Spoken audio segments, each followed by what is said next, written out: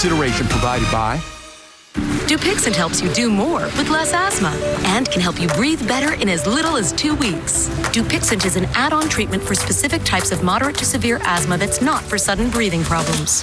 Dupixent can cause allergic reactions that can be severe. Get help right away if you have rash, chest pain, worsening shortness of breath, tingling or numbness in your limbs. Tell your doctor about new or worsening joint aches and pain or a parasitic infection. Don't change or stop asthma medicines, including steroids, without talking to your doctor. Ask your specialist about Dupixent. Tomorrow on ET, Ted Lasso Season 3 is here. We are with the cast. Roy and Keely, do you think that they are endgame? One of us has to die tragically to save the other. I was like, no, Brett, not Avengers Endgame, just Endgame, like you're happily ever after, right? No, listen, before we go, we've got an exclusive look at Bad Bunny's carpool karaoke ride-along with James Corden that turned into an art class. Right. When I was a kid, I liked to drive a lot. Happening now. A car chase involving SAPD and DPS ends with guns drawn and shots fired. Details coming up next. The Silicon Valley Bank's failure has tentacles that reach all the way here to San Antonio. We talked with 2 tech companies about how this affected them. Well, the weather for spring break so far has been pretty mild, but coming up, that will be impacted by storms and the coldest weather we have seen since February. I've got an impactful weather timeline coming up in a few minutes. The News at 5 starts right now. And we begin with breaking news we've been following online throughout the afternoon. Right now, a man is in the hospital after law enforcement officers shot him during a standoff. We were able to capture the moment the officer shot at that man. Now, we want to warn you, this video may be disturbing to some of you viewers. This is the moment officers opened fire on the suspect. The man is inside that silver vehicle, seen surrounded by unmarked squad cars. The man eventually climbed out of the car and did surrender to officers. Now, we are taking you out live to the scene right now. Our Jonathan Cotto is on the southeast side where Chief McManus just wrapped up his press conference. He's got a lot of details. Jonathan? That's right. The suspect was taken into custody more than an hour ago, but the scene here is still very active and is being currently processed. As you can tell, it's also caused major traffic issues for the people who live in this area. Some even saying it's taken them about 2.5 hours just to get to this point. But we can take a look at what that scene looked like close to 2 o'clock this afternoon. San Antonio Police Chief William McManus says this all started when officers attempted to stop a man with an active felony warrant for domestic violence. The chief says the suspect, a man believed to be in his 40s, took off, but law enforcement tracked him down here near South Cross Ranch Road, just east of Loop 410. The officers attempted to stop him. He fled down South Cross. He's down there about probably close to a half mile. He had a gun. There was a female in the car with him. He was in possession of a handgun. She was able to get out of the car at some point.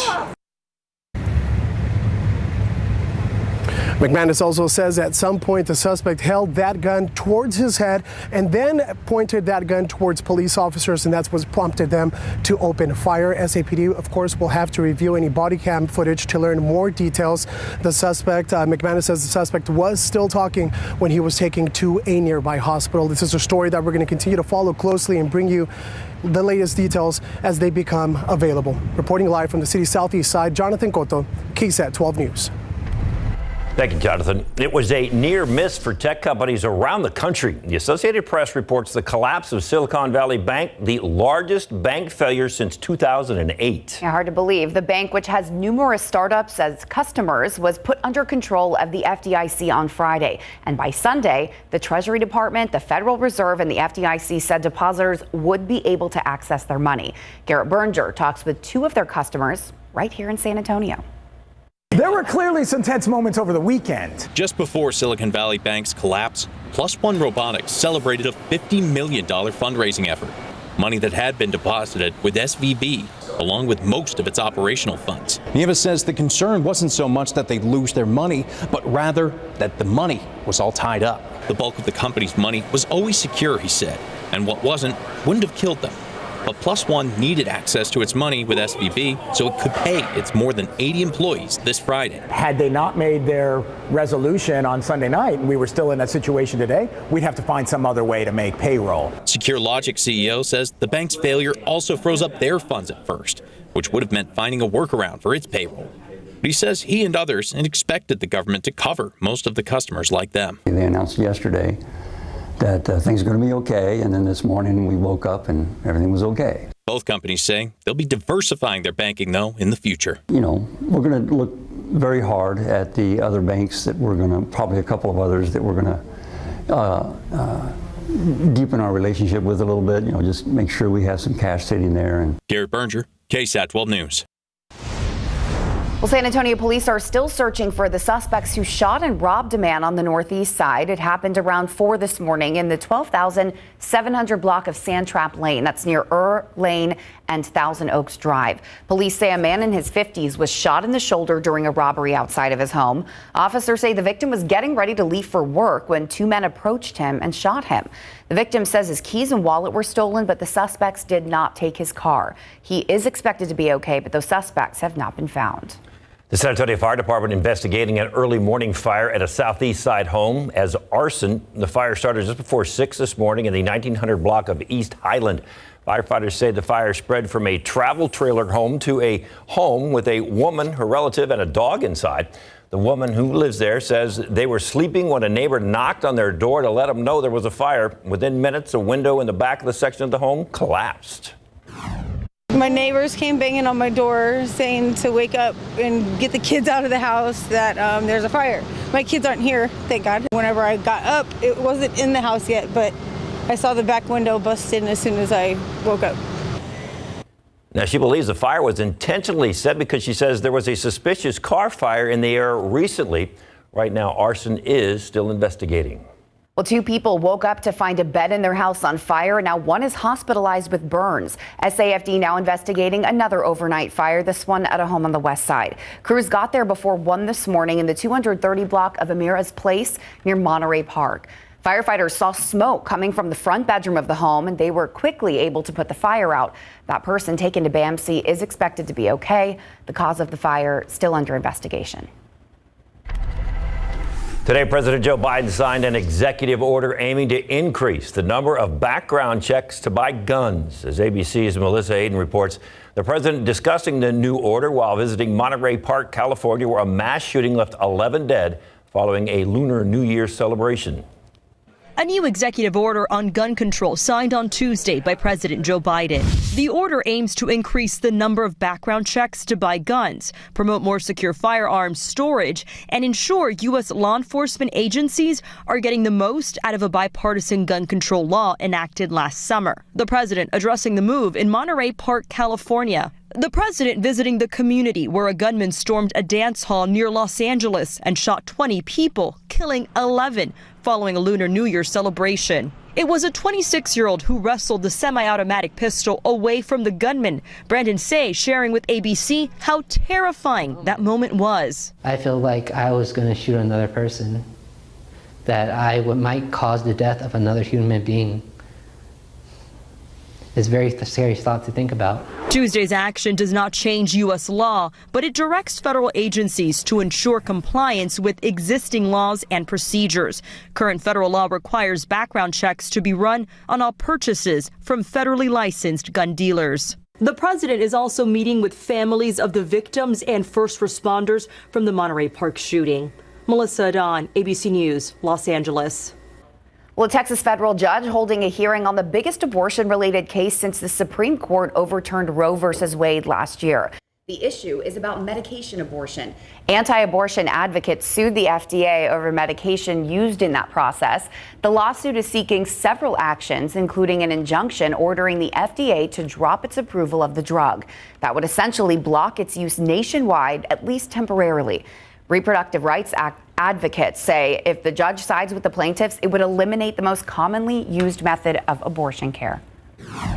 It's unprecedented. I mean, it would be unprecedented for a judge, a single judge, to say the FDA got it wrong 23 years ago. And the notion that it's been 23 years and the FDA has repeatedly reaffirmed the efficacy and safety of this drug makes it sort of ridiculous. Well, both sides will have an opportunity to present their own arguments tomorrow, and the judge's first ruling on the case will be only on the preliminary injunction request. We want to now get you to the extreme weather on both coasts. There's a lot going on. ABC's Rena Roy reports nor'easters are hitting the East Coast and another atmospheric river slamming the West Coast.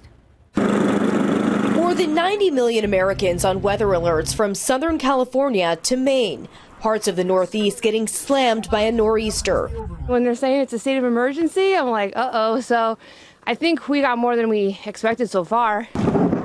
People in northern New Jersey and New York trying to keep up with the slushy mess. It's icy underneath, you know, so you got to be very careful. Some residents losing power. In Putnam, New York, an outage happening after a car slipped on ice, crashing into a utility pole. I don't have power at all, so I have to set up my generator. And parts of New England could see up to 2 feet of snow. Stay off the roads. This is a long, sustaining storm. So many also facing dangerous conditions on the other side of the country. Yet another atmospheric river hitting California. The Los Angeles County Fire Department rescuing 6 people that were trapped on a riverbed. Multiple helicopters used to pull victims to safety. Rescuers searching through the night. The storm's dealing a major blow to a big agricultural area. Many seasonal farm workers now facing more hardship with flooding. Farm losses for the state already estimated at $330 million. And back here in the Northeast, damaging winds are a big concern, with 40 to 60 mile per hour gusts expected in some areas, which could impact travel and potentially cause power outages. Rena Roy, ABC News, New York. While they're dealing with flooding in California, we're dealing with beautiful weather, at least to start spring break, because we are going to have big changes. Outside with the weather watchers, you can see temperatures near 70 degrees toward Del Rio, 65 in Leon Springs, 67 in Bernie. Clouds have moved in the past couple of hours or so. It's 67. So tonight is going to be a cloudy evening if you have Tuesday night plans. Winds will be from the east-southeast at about 10 miles per hour. It'll be cool near 60 at midnight. But then again, big changes. Tomorrow, nice. Thursday, warm, near 80. But then take a look at this temperature plummet. We dropped some 35 degrees by the end of the weekend. Not only is there going to be a big temperature drop, but there's a window for some strong to severe storms as well. I've got those details. I'll tell you an impactful timeline coming up in just a bit. David. Thank you, Sarah. Outside, take a look at traffic. Shouldn't be the same as normal because we're in spring break, but there are still a lot of cars out on the road. Maybe they're all going somewhere to enjoy the next couple of days before the cold front hits. We can only hope. Hey, applications for the Texas Rent Relief Program now open. The Texas Department of Housing and Community Affairs reopened the applications today. People applying for the first time may be eligible for up to 18 months of rent and utility help. If you applied in the past and didn't get the full 18 months, you can resubmit an additional funding request. To apply, go to texasrentrelief.com or call 1-833-9-TEX-RENT. We also have some more information for you on our website. Just go over to KSAT.com. Still ahead on the news at 5, how a new exhibit at the Witte Museum is letting people experience Antarctica over 200 years ago. The line out there is crazy right now. Plus, the Oscars may be over, but the red carpet is rolling out at South by Southwest. After the break, we'll introduce you to a local actor who has some words of wisdom for aspiring actors in the Alamo City.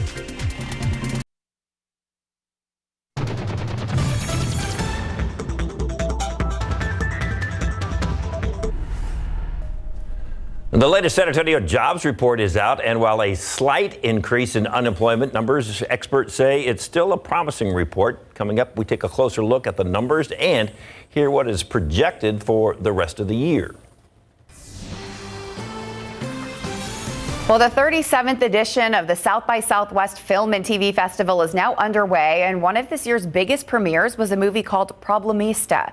Our KSAT crew was on the red carpet for that world premiere in downtown Austin.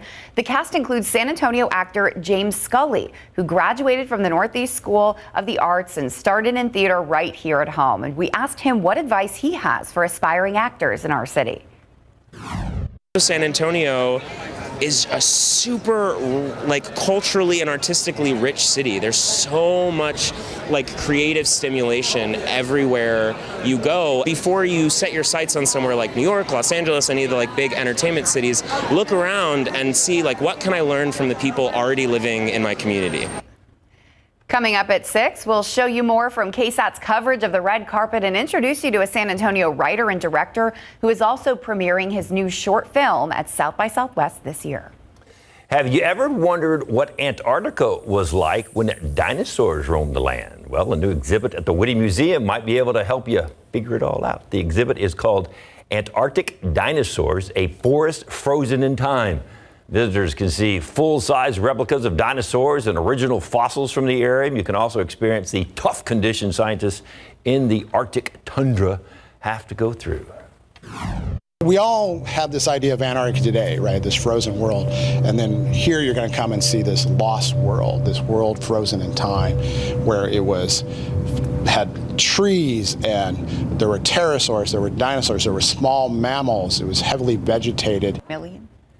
The exhibit will be open until September 10th. You'll need to buy a special ticket to see that exhibit. And you said the line, you drove down Broadway today, the line was like oh my gosh, yeah, it was like a snake lining around the front area and all the way down Broadway. So apparently the exhibit is amazing. Yeah, I'm sure. And you know, it's a nice start to spring break for us. Temperatures have been comfortable, a little too cool for the pool, but we are going to be seeing a big drop in temperatures. I kind of feel for the people visiting San Antonio because they're getting a little bit of everything when it comes to the weather. Take a look behind me. You can see the temperatures. Tomorrow's going to be a nice day. Thursday, you know, we'll be seeing some storms as that front moves through, and then take a look at the temperature plummet. We're going to be showing this graphic a lot because, again, cold around the corner. But as I mentioned, tomorrow's going to be a pretty nice day. So let me take you through the futurecast. We do have the potential tomorrow for an isolated sprinkle or two, only a 10% chance. This is a snapshot at 3 o'clock in the afternoon, mostly cloudy skies. And again, yeah, a sprinkle or two is possible, only 10% chance for a stray sprinkle. In your KSAT 12-hour forecast for the day tomorrow, again, nice. We'll be waking up on the cool side, though, with temperatures in the 50s, mostly cloudy skies. By noon, it'll be 62, and winds will be from the southeast at about 10 to 15, gusting up to 20 at times. High of 72 tomorrow, so again, a nice day. It's Thursday that we start to see a transition into an interesting weather pattern. All right, here's a look at the futurecast for Thursday at 5 o'clock in the morning. There could be a few morning showers, about 30% coverage. Not everybody is going to see rain, but there will be a few showers out there. Again, this snapshot at 9 o'clock on Thursday. If you have to go to work or anything like that, know that you may have to turn on your windshield wipers Thursday morning. Then during the day on Thursday, a cold front is going to be racing across Texas. Notice that at 5 o'clock on Thursday, it's going to be sunny and warm in San Antonio, but that cold front will be sparking off some thunderstorms up near the Dallas-Fort Worth area. The front is slated to move through San Antonio and the Hill Country around midnight, and at that time, it's going to spark off a quick-moving line of thunderstorms. This line of thunderstorms is going to push through San Antonio in the overnight hours while hopefully a lot of us are sleeping, and then by mid-Friday morning, that front will be well south of San Antonio and will be in the cold weather. So as far as impactful weather goes, here's an impactful weather timeline. First thing to know, storms Thursday night. There is the potential that they could become severe, with damaging winds being the main threat there. We're going to be covering that system as it moves through right on your phones as well on our KSAT Weather Authority app. Then impactful weather arrives on Friday behind that front. It's going to be windy and cold. We're talking wind gusts of up to 40 miles per hour. And in the morning in particular on Friday, we'll have wind chills in the 30s. This is a snapshot of those wind chills on Thursday, at least the potential for wind chills as low as 35, low 30s across the Hill Country. It's going to be a cold Friday. And then to top it all off, we get another shot of cold air over the weekend, bringing the potential for some rainfall on Sunday and Monday. Here's a look at the futurecast. I know what you're looking at. All that blue there, we'll talk about that in just a bit. But for now, know that in San Antonio, it's going to be a cold rain on Thursday and a cold rain on Monday. So the final impact to your forecast is going to be over the weekend and Monday. It'll be damp and in the 40s, rain in San Antonio. And yes, there could be a few snowflakes mixing in with the rain in the Hill Country on Sunday and Monday. Here's the thing. No ice impacts because it's going to be above freezing. Spring blooms should be fine too, because again, we're going to be above freezing. But I do have to mention that there is the potential for that wow factor up in the hill country for a snowflake mixed in with the rain. Otherwise, again, we're eyeing Thursday night for that line of storms and a big drop in temperatures. All right, thank you, Sarah. And the Witte does have free ticket Tuesdays, as Larry pointed out. So maybe the line won't be as long if you want to go there because it's cold out. Yep. All right. Apparently, we're going to have to pull out the flannel shirt and the axe again. So cold. So we'll stay in the house tonight and warm up with a fun Spurs matchup. And, and for some reason, I can picture Spurs center Zach Collins wearing a flannel shirt. I don't know why. I just feel that fits him. A flannel. Flannels are cool, though. Something wrong with them? Hey, coming up, Zach Collins is showing off all his game, including his ability to pass. Plus, in men's college basketball, TAMU CC will tip off the tournament here in a matter of moments in the first four. Coming up.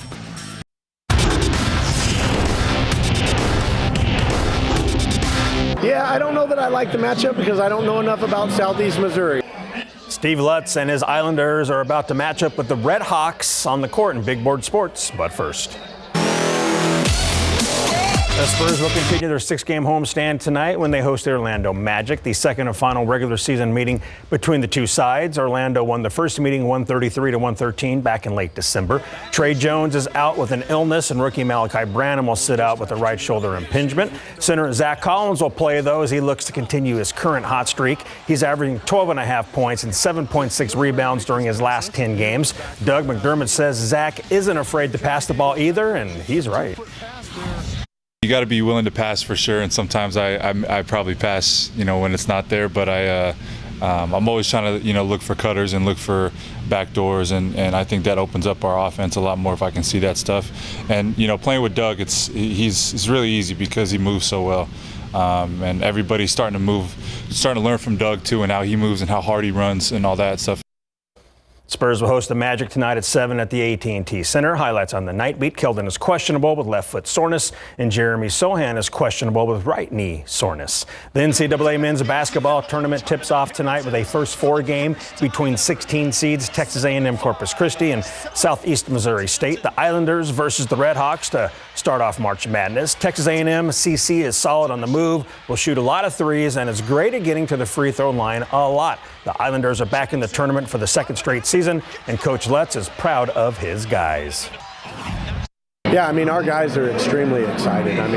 To be able to go back-to-back to the NCAA tournament is really hard to do, and especially the fact that this is a brand new group of guys that came in here a year ago, and they didn't know me, I didn't know them, they didn't know one another. And, they banded together and were able to do it last year, and then we're able to repeat that performance this year. So, there's a lot of special basketball teams out there, but this one has to rank highly with the top of the top. The Islanders and Red Hawks will tip today at 5:40 p.m. Texas A&M CC is favored by 3.5 points. The winner will advance to face Alabama, the number one seed in the South region, and the tournament's number one overall team. So right now we are huge Islander fans. Absolutely. Go Islanders. Go Islanders. I think they say Shaka's up. Shaka's up. Okay. Shaka's up. Shaka's up. Yeah. Hashtag Shaka's up. I like that. Good to know. Thanks, Larry. We'll be right back. Thanks so much for watching the news at 5. We will be back here for KSAT 12 News at 6. In the meantime, World News is next.